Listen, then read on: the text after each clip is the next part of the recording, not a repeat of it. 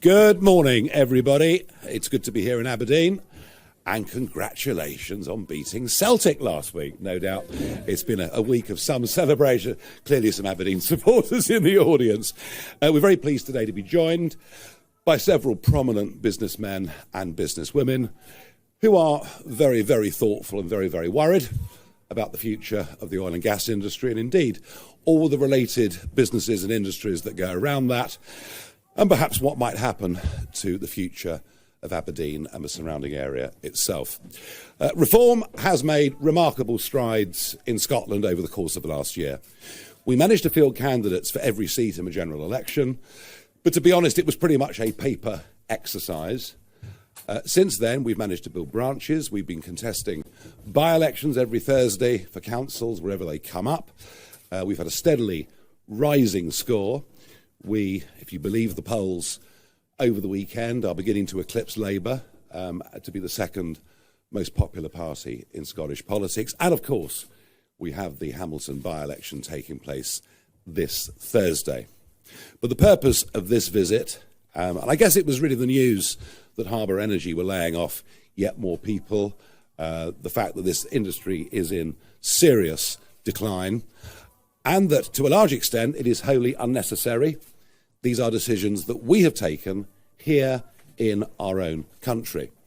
The tax rate, the super tax of 75% that was imposed by the Conservatives in the last period of their 14 years of government, was a disaster for the industry. Labour have only added to that by putting it up to 78% and stopping the application of new licences.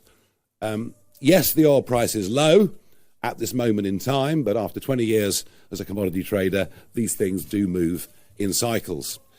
2025 will be a year of record consumption of fossil fuels. We can con ourselves as much as we like.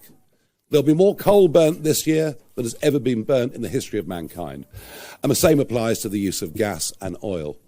Even the most ardent proponent of net zero has to accept the world will still be using oil and gas up until 2050 and beyond. And yet we've decided to sacrifice this industry as a consensus around net zero has emerged.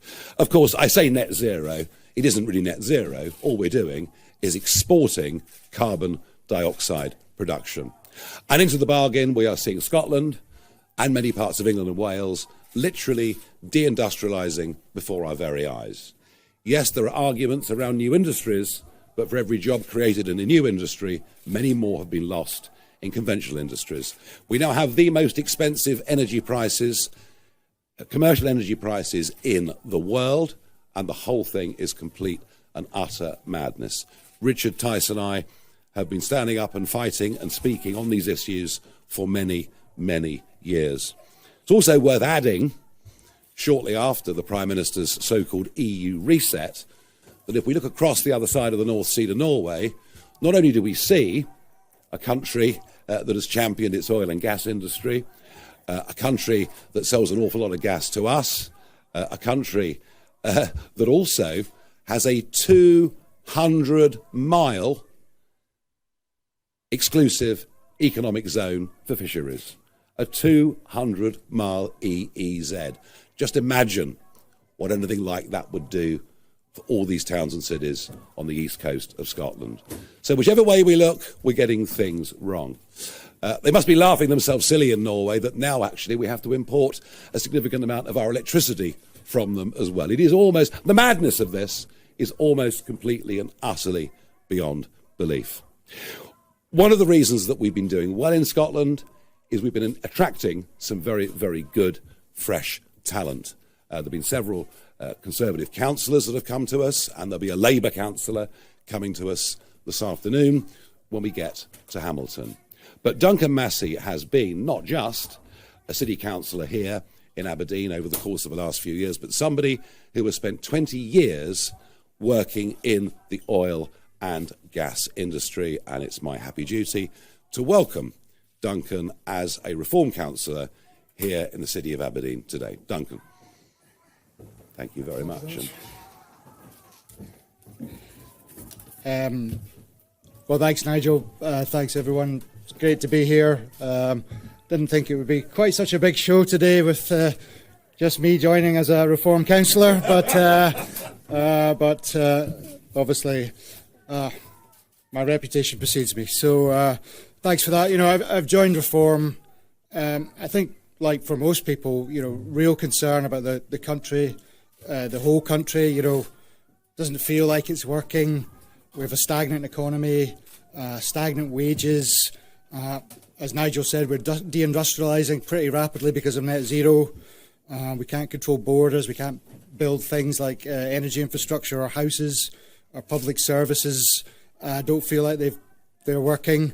We've got huge problems and we need massive and urgent change.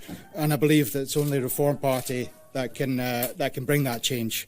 And I think obviously we've got similar issues across the whole of the UK, but I think in Scotland, you know, we seem to be failing further and faster with an incompetent and devoid of ideas SNP, a sort of entrenched and entitled SNP who've been in power for nearly 20 years, have done nothing but fail, but seem more concerned with the gravy train continuing rather than trying to improve things.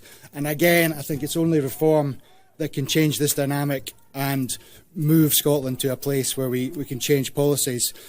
And obviously, the main reason here in Aberdeen is the impact on the oil and gas industry of Labour and SNP policies. You know, it just feels like deliberate destruction of our industry at the moment. 78% tax, no new licences, large projects caught up in a regulatory limbo. And all at the same time, all Labour and SNP have is gaslighting us with fairy tales about the so-called just transition. You know, as Nigel said, we've got low oil prices now. You know, it feels like it's going to be a bit of a perfect storm. We've seen some redundancies at Harbour. I think it might be a very painful time for the city. And frankly, I don't think most Aberdonians have yet woken up to just how badly we're being treated. And again, I think it's only Reform, by supporting Reform, that we're going to get the changes to our energy policies that we need. So that's my reasons for being here. Delighted to be here and look forward to increasing the Reform vote in Aberdeen.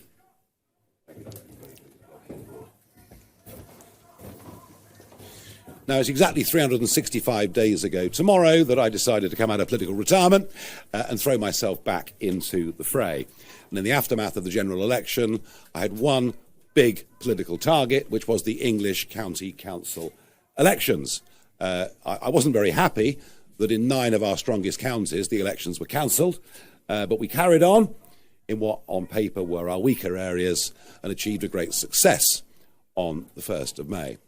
But carrying the torch for the party here in Scotland over the course of the last year, repeatedly visiting and encouraging and helping these branches to set up and defectors to come across, has been my deputy leader, Richard Tice, somebody who also has spoken out for many, many years on the madness of our net zero policies. Richard.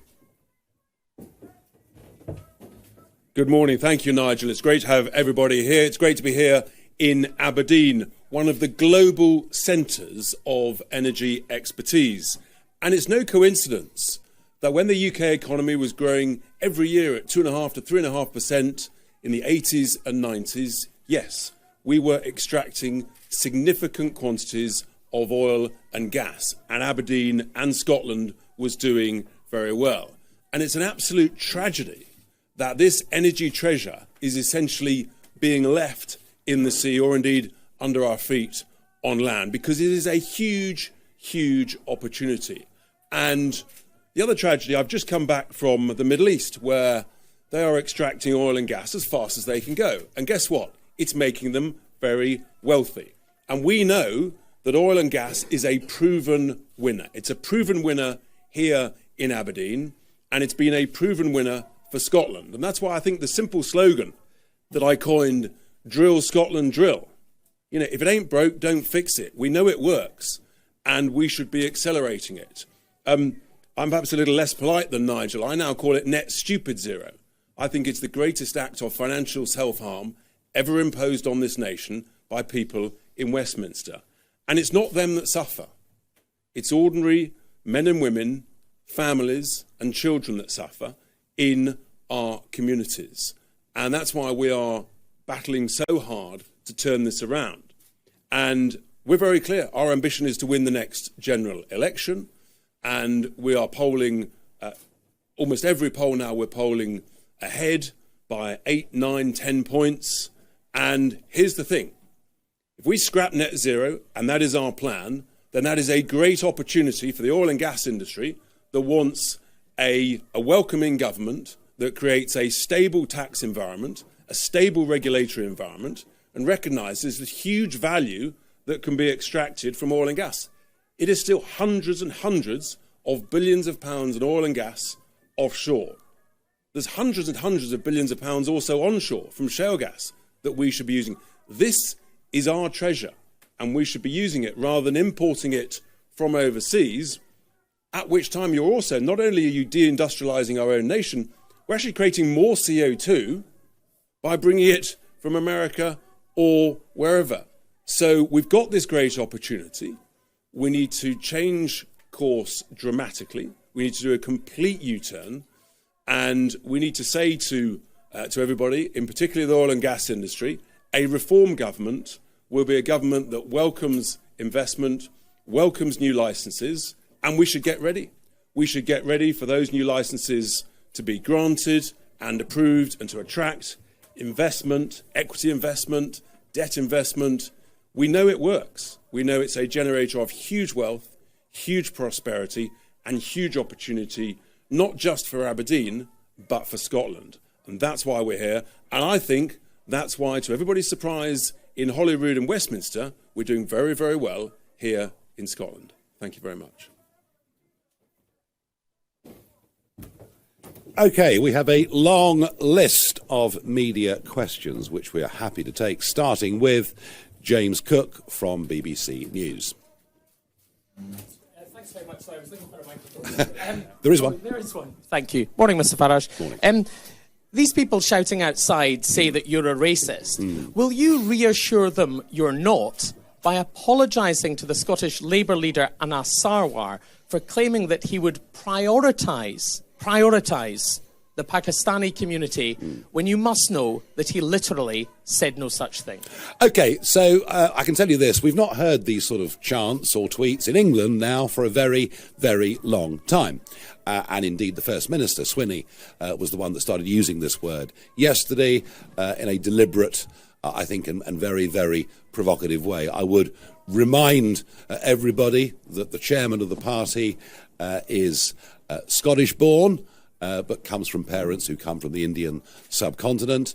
But we don't talk about race at all. We think everybody should be treated equally. We object very strongly to the segmentation of people into different types.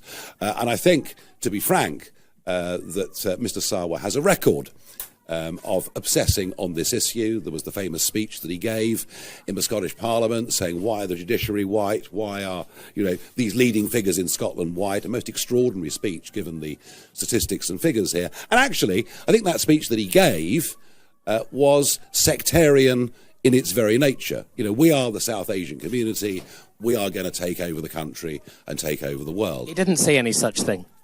Well, he did actually very, very clearly. He did not say that the South Asian community would take over the country or the world, nor did he use the word prioritise. He said... Why can't I hear what you're saying, but why can't you just accept what he literally said and not mischaracterise what he said? We believe what he said was a form of sectarian politics, and we don't like it one little bit.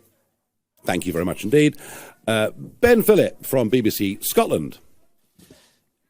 Obviously, here in Aberdeen today, Nigel, many will be listening to what you're saying about the oil and gas industry. On the slogan, Drill Scotland Drill, is it not the case that that will just make oil and gas companies even wealthier? It's not going to lower bills. How will your policies actually help ordinary people? Jobs, jobs, jobs, very well-paid jobs, money in people's pockets, which they'll spend in Aberdeen and elsewhere. And, yeah, big companies can make big profits. Big companies can make big losses. It works both ways. This idea that a political party either supports the workers or supports the private companies that put risk capital in is absolute nonsense. The two can't coexist without each other. And what is for certain in Scotland and across the wider United Kingdom is the public sector gets bigger and bigger and bigger, and our overall national finances means that we're getting poorer and poorer and poorer. And just look at GDP per capita over the course of the last few years. I know, but most of the oil and gas that is extracted from the sea just outside is exported. You know, so something will need to change the wholesale prices to actually bring bills down for people. That's a very interesting point. Oil tends to trade on a global market at a global price priced in dollars. The gas market is completely and utterly different. And Richard knows a bit more about what happened in America with gas prices. Yeah, so funny, isn't it? We're told that gas is an international price. So why is the American price of gas about a third of the UK price? Why are therefore their electricity bills about a third to a quarter of our bills? I completely refute your suggestion that being reliant on oil and gas will not bring down bills. We know it will because it did. And there is a direct link between the increase in renewable generating capacity over the last 10 to 15 years and the dramatic increase in electricity prices way above inflation. That is the simple reality. And cheap energy drives everything. It drives investment, it drives businesses, it drives prosperity. And there is a direct link between our high electricity prices and there's just and the renewable generation capacity. And here's the other thing that people won't tell you. The vast, vast majority now, about 2/3 of our electricity price is now policy costs, levies, subsidies, transmission costs, constraint payments, and all of that. The actual wholesale cost is down at somewhere between 30 and 35%. So I'm afraid people are being completely misinformed about the truth. Yeah, and a political class that have all agreed on everything for year after year after year, and that is why the injection of reform is going to change the whole nature of the debate around economic issues in Scotland. At least I believe that it will and that it should. Christopher McCall, Daily Record. Hi, Nigel.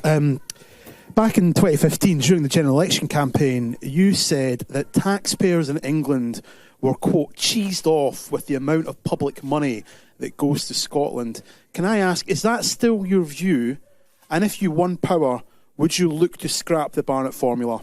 Well, the Barnett formula, it seems to me, is really somewhat out of date. What I'd like to see is a Scottish government that's able to raise a bit more of its own revenue and a Scottish economy that has actually got genuine growth. And I don't believe that can happen without this sector booming. All right. And I think, the Barnett formula goes back to the 1970s. Is there an argument it should be looked at again? Of course there is. But, I mean, frankly, if you look at welfare dependency, if you look at educational standards, the idea that sort of 50 billion this year was roughly what the figure is going to be going to Scotland. It isn't going to reduce in the short term until Scotland actually starts to have an economy that is thriving. And right now it's going in completely the wrong direction.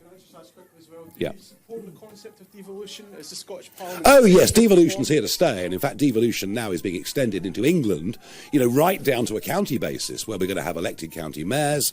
No. Devolution is here to stay. Sadly, over the course of the last 20 years or so, devolution doesn't appear to have worked very well. I mentioned education. I could talk about 800,000 plus on the NHS waiting list. It hasn't worked out very well. Doesn't mean devolution's wrong. It means the people running it haven't got it right. Tony Diver, Daily Telegraph. Farage, Microphone. Oh, thank you very much. You said yourself that reform has not been around in Scotland for very long. You said at the last election you ran paper candidates competing in this election. How long is it going to take you to build trust in Scottish people? How long do you think that by this time next year, when Scotland goes to the polls in the Scottish Parliament election, you could win a majority of the Scottish Parliament or even become the second largest party?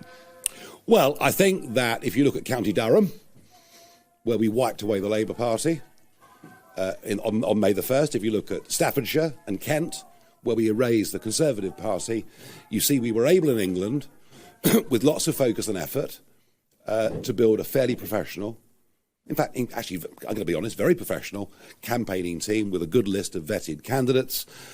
In Scotland, I mean, to be frank, Scotland has not had much resource but some very energetic, good local organisers, some great new people of talent and real-world experience joining us. I don't see any reason why we can't do exactly the same thing here. I accept the SNP have a very, very solid baseline vote. I think the Conservative Party in Scotland will wither away. It frankly serves no purpose. And I think the conditions for the Labour vote in many parts of Scotland are not dissimilar to what we saw in County Durham. So, yeah, I'm very optimistic we can make a big run at the Scottish Parliament next year. We've got a lot more to do. You could say right now the party in Scotland is a movement. It's a teenager, hasn't quite yet reached maturity. Maybe the result on Thursday will be the thing that actually gets us to full adulthood. Thank you very much indeed. Simeon Kerr, Financial Times. Sorry, not here. Okay. Asni Maguire, GB News. Good morning, all three of you. I'm just curious to know what your take is on the role reversal between what was shy reform and then brash or confident nationalists here in Scotland. Now it's very much the other way around. We're seeing people coming out not afraid to voice their support of reform, while the nationalist conversation, especially that around independence, is filtered away a little bit. Just wondered what your take on that and whether that was going to be enough to take you through next year's Holyrood election. Yeah, I think it's a very interesting point you raise. Before sort of general election last year, you probably wouldn't tell the neighbours you're going to vote reform in case they thought ill of you. If you said, I'm voting reform, it's all like coming out. It was a really big thing for you to do and something that might cause you, a little bit of friction. What I now see, what I've seen in other parts of the UK, and I believe, I already know that our canvassers are seeing on the streets in Hamilton are people are absolutely saying, yeah, we love it. Why are they so vociferous in their support for reform? Because they believe that everything's broken. It was really what you talked about earlier, that things don't actually work anymore. And they see us as the bright new hope that can come in, and because we have the courage of our convictions, we can turn things around. So there is actually a great sense of optimism around our supporters. Many of the media will say it's just a protest vote. It really isn't a protest vote. These voters that are voting reform are not just sticking two fingers up. They are actually saying positively, affirmatively, you can turn things around. As for the nationalist vote, look, I'm less qualified to comment. All I would say is that the SNP don't seem to respect the results of any referendums, be they Scottish referendums or EU ones. And whilst this seesawing that's been going on in Scotland between Labour and the SNP has now reversed the other way since the general election, I'm not actually sure whether the depth of support for the SNP hasn't been more of an anti-Labour position in the absence of an alternative, and that's what we are going to try to provide. Do not underestimate over the course of the next year that we can get people who previously voted SNP voting for us, because I genuinely believe that we can. Gina Davison, LBC. No show? Fine. Dave Galloway from North Sound Radio. Thank you, Nigel. Good morning. Good morning. I want to ask for your reply to the assertion that SNP Westminster leader Stephen Flynn has made about your views. He calls them short-sighted stupidity and says you shouldn't be allowed to do to Aberdeen what you've done to the UK economy. Well, he's entitled to his opinion. On a personal basis, I quite like him, actually. He's got a bit of character. He's got a bit of spirit. And somebody, we get on rather well with him, actually. We have a bit of fun with them. They sit right in front of us. We just don't happen to agree. I think the short-sightedness is for Scotland to turn its back on an industry that for over half a century has been providing so many jobs and so much wealth. If it was the end of oil and gas, if we weren't going to use oil and gas in a few years' time, it would be a perfectly valid thing to do. That is not the case, and I repeat the point, and you can give it to Stephen if you like, that 2025 will be a record year for fossil fuel consumption globally. We may not like that fact, but it's there. And actually, I think we're the ones with an economic vision that can make people genuinely better off. And just on the subject of carbon capture, why do you believe that scrapping the Acorn project, which can create thousands of jobs and attract billions of pounds of investment, is a good idea? Look, I've been hearing about carbon capture. I've been hearing about battery storage for wind farm energy. And I've been hearing these arguments now since about 2000. For about a quarter of a century, I've been told these things will work, they are going to work. I have not as yet seen any evidence that carbon capture will actually work. And by the way, if I do, I will change my mind. Can I just add one point to that? Sure. Which is that even the Greens are not supportive of carbon capture. And I think that tells you a lot about their perception as to whether or not the technology will ever work. Yeah. One technology that does work, of course, is nuclear. And maybe you can ask Stephen Flynn about that, because I think what you're seeing across the Western world is quite a marked shift. It started in America, we're seeing it in Europe now as well, quite a marked shift of public attitudes towards nuclear energy, given that it gives continuous baseload power 24/7, 365 days a year. And we certainly think that the development of the small modular nuclear reactor. I mean, every submarine's got one. We haven't quite got there yet with it, but I think that probably long term, in terms of reliable energy, is going to be our salvation, because I don't want Scotland or the United Kingdom to go through what Spain has just been through. Spain, who of course have boasted about having the highest level of renewables of any country in the world. Thank you very much indeed. Neil Poran from the Press Association. Morning. Good morning. Both Anas Sarwar and John Swinney have said they would debate you. Would you be willing to debate them? And if not yourself, when do you think you would have a Scottish leader for reform who could maybe do that? Would I debate them? Will you hold my jacket? I'll be delighted to. Of course I'll be delighted to. When are we going to have a Scottish leader? I think I can refer you back to the answer that I gave the Telegraph, that we are a mid-teenage year political movement that is evolving in Scotland into a fully fledged political party, the way that it has south of the border, because of our emphasis on it with the run-up to May the 1st.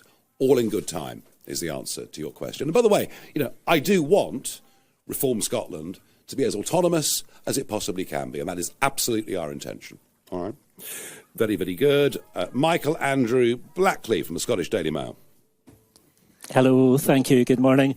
There was more polling for the Scottish Parliament elections out at the weekend. You've got a sizable share of the vote, but it's pretty clear from that polling that the SNP, despite collapsing compared to 2021, is still going to win by a mile. So are you concerned that actually you could be the man to save the SNP and give them another term at Holyrood? Well, even if we didn't exist, I think you'd find the Labour vote next year would be significantly down from where it was in the general election of 2024. We are a fresh voice in Scottish Parliament, making different arguments, as you can see this morning on this stage, to those that are being made by the other political parties. And you know what? Even in opposition in Holyrood, and even in the run-up to those elections, I think one of the things that I would stand on the track record that Richard and I have got, is we're actually quite good at shifting national debate and shifting government policy, regardless whether we're in power or not. So I believe we can have a significant impact on policy from now going all the way through. And by the way, on oil and gas, on the whole net zero debate, this is almost the next Brexit, where you have, you have Westminster, you've had Edinburgh, you have Cardiff, all have been wedded to one particular point of view. Us, as the minority voice inside those institutions, but increasingly a majority voice out in the rest of the country. Believe me, the scales are falling off the eyes of the public when it comes to net zero. They realise that we are putting upon ourselves a massive cost, let alone the opportunity cost of what we're missing when we globally produce less than 1% of global carbon dioxide, that percentage falling every single year. And when they actually understand that when we close down refineries, think Grangemouth, when we close down steelworks, think Scotland going back a few years, all we're doing is exporting the emissions of CO2 with the goods then being shipped back to us. The public are waking up to this, and very, very quickly, I might argue. Conor Gillies from Sky News. Mr Farage, Anna Sarwar has called you a pathetic, poisonous little man. John Swinney says you're not really interested in Scotland. Are they right? And second of all, have you ruled out standing for Holyrood next year? I have ruled out standing for Holyrood next year. I am not a Scot. Beyond playing golf and attempting to catch salmon and a few bits of family, I don't have Scottish connections. Even when I was in business, I didn't have much. I had some, but not much north of the border. So I will not be standing for Holyrood. That would be wrong in every way. And do you know what? The more they insult me, the more I know we must be doing something right. And I think they're in a blind state of panic. They're chucking around all sorts of insults. I thought the First Minister yesterday was frankly insightful in what he said. But for today, I will not return the compliment. We'll let the public make their own minds up. I'm not going to get involved in a war of words. But do you think you started that by mischaracterising Anna Sarwar's words, just to follow up on what James said earlier? No, Mr Sarwar seems to be obsessed with race.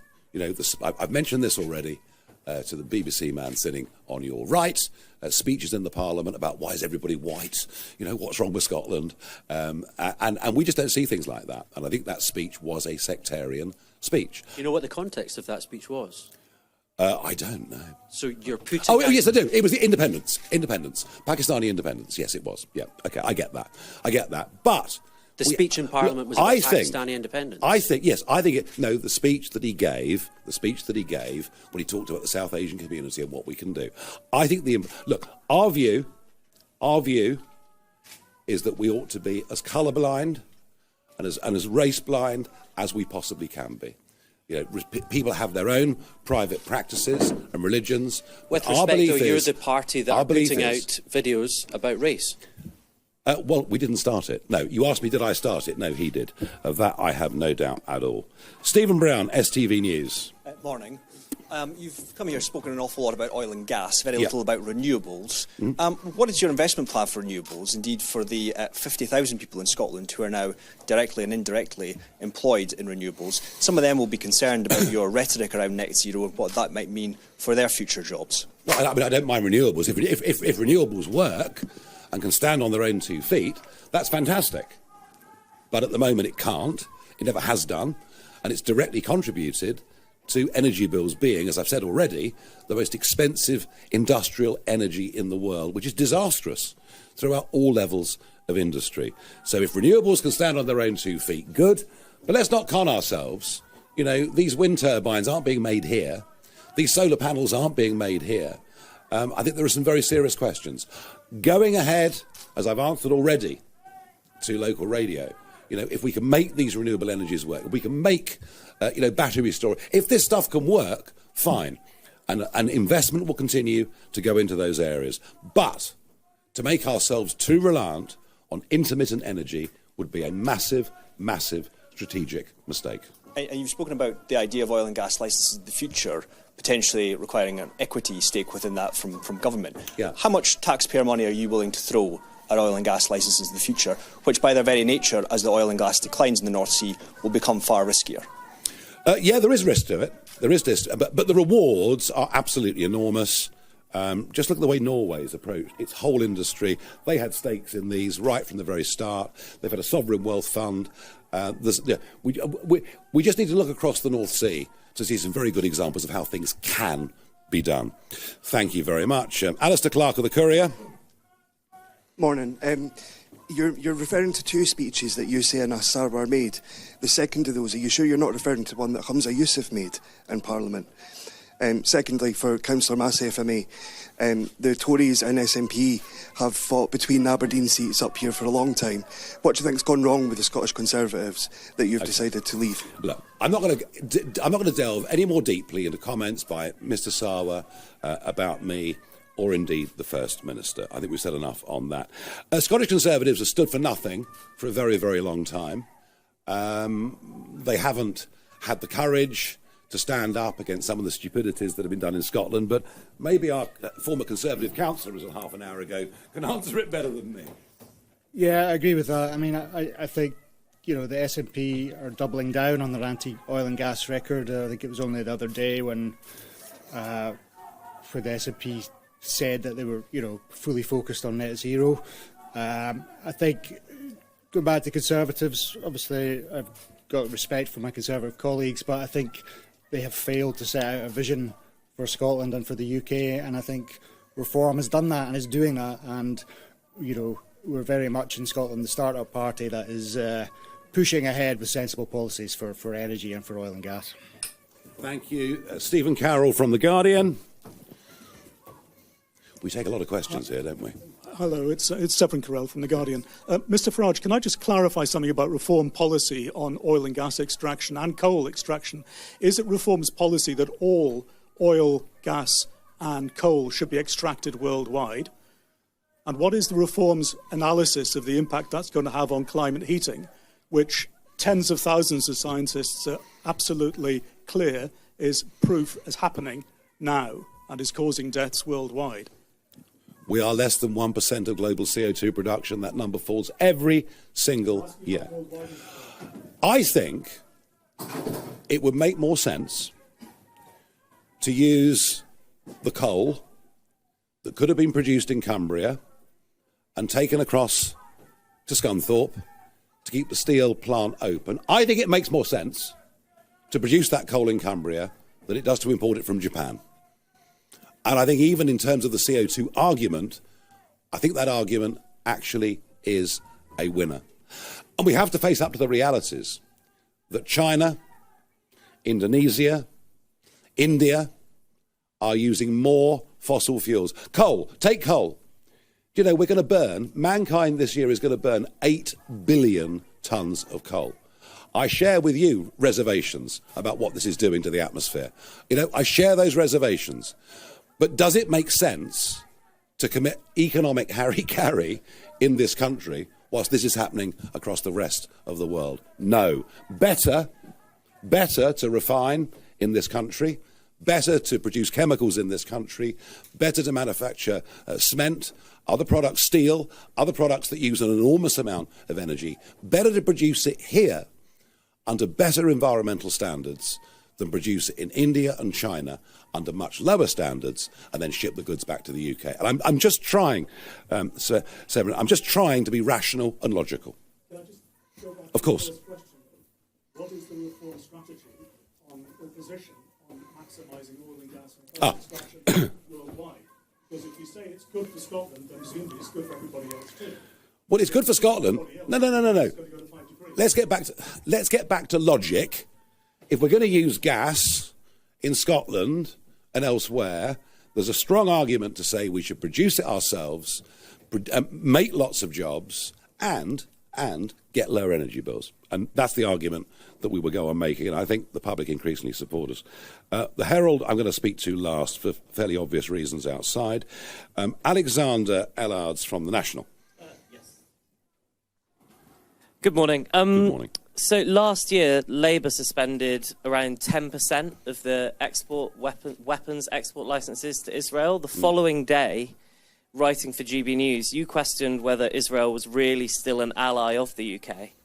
I'm just wondering if you can expand on that, just outline your foreign policy position on Israel and Palestine. I'm sorry, that's wrong.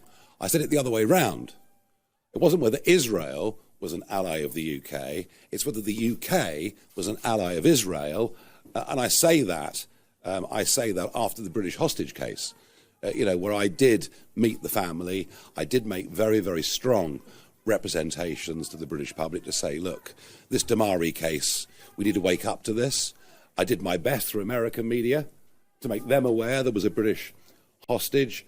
And I think what you'll find is that the Foreign Secretary, David Lammy, met with the family and gave a fairly underwhelming response. So my question then, and as you say, we are going back a bit, my question then was, are we really an ally of Israel's anymore? I know that since then things have deteriorated, and even some of Israel's strongest friends in the world are asking some quite serious questions. I guess that's my question then. If you were at the head of the UK government, what would your position on Israel and Palestine be? Would you label their actions in Gaza a genocide? No. Would you suspend all arms licences? No, I wouldn't. And I think, we have to get back to a fundamental fact that what happened on the 7th of October was the most appalling barbarism committed by an organisation who say they will do it again and again and again. No easy answers. I accept that. I'll just say one more quick thing, if I may. Very, very interesting to see some quite senior American generals over the course of the weekend talking about the new EU Defence Pact, which Starmer is signing us up to. There are still more details to come. But when you get senior American NATO generals, retired, saying that an EU force is a distraction to NATO, I would suggest we should start to get very, very worried indeed and face the reality that in terms of defence, yes, of course, increased defence spending, provided it's procured properly, is a good thing and is very, very important and very necessary, a bit like paying the insurance on the house. Without the Americans, we are defenceless. And the more we push down this EU route, the more sceptical the Americans are becoming about our independent role. Right, OK, where are we going next? We've got Rachel Amory from The Scotsman. Good morning. Looking at the by-election this week, if Reform comes third behind Labour and the SNP, is that a failure in your eyes? And if Reform does win and we see a Reform MSP in Holyrood, will we see more sort of personalised attacks on other MSPs from that candidate? You're giving a fairly wide range of expectations there. Are we going to win it or have a disaster? I mean, you pays your money, you takes your choice. From what I understand, there's been no proper polling done within the constituency whatsoever. We just don't know. Are we confident of coming third? Yes. Are we confident of coming second? Well, I don't know, but if we do, it'll be a very nice surprise. Do I realistically think we can win? Well, if we do, then that will be the biggest earthquake Scottish politics has probably ever seen. But you never know. Anything on a low turnout election with a disenchanted electorate, I guess it's not impossible, but I think it's improbable. Stuart Patterson from the Scottish Sun.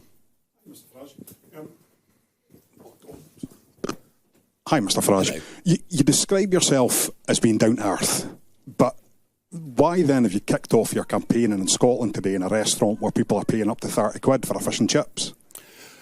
To try and protect ourselves from the howling mob that have been stirred up by the First Minister and others. So we thought it better to do it here than do it in a high street. But there are loads of other places you could go. Well, you all seem to have turned up and you look very comfortable and you're enjoying yourself, so I don't think we got it that wrong, do you? And what would you do as a kind of flip side to that? What would Reform do for your ornery punter to bring down the price of a fish supper in Scotland?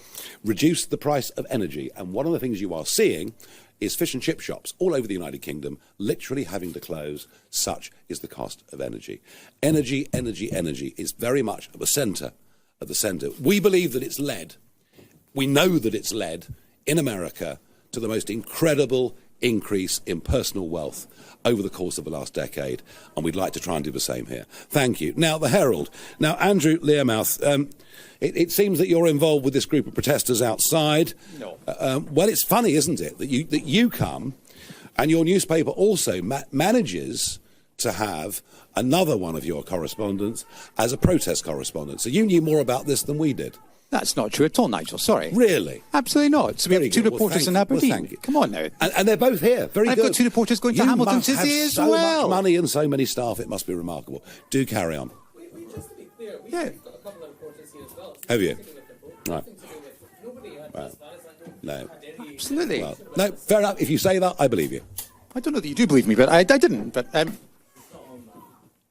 don't know what I was going to ask. Yeah, well, let's talk about the protest. Well, this location was only sent to you guys. It wasn't put out on the public wires. We didn't put it out to our membership, and yet they knew. So it came from one of you. Well, people were tweeting about it. Oh, well, it's not. Anyway, carry on. Sorry. Well, let's talk about the protest, because I'm not entirely clear what you were accusing John Swinney of earlier when you talked about him inciting or his insightful language. What, are you saying that he's putting you at risk or something? Well, he used the racist word, didn't he? You know, despite the fact, as I've pointed out, we have many members from all communities, some of whom are in very senior positions within our party. According to the experts, we got more BAME, if you believe in all this, more BAME voters in the last general election than the Liberal Democrats, and we get even more this time. We just want to live in a country where everybody is treated equally, everybody is treated on merit, regardless of race, sexual preference, or whatever else it may be. And as for outside, well, you know who they are. They're Antifa. At least half of them wearing face coverings. which I don't think should be allowed, do you?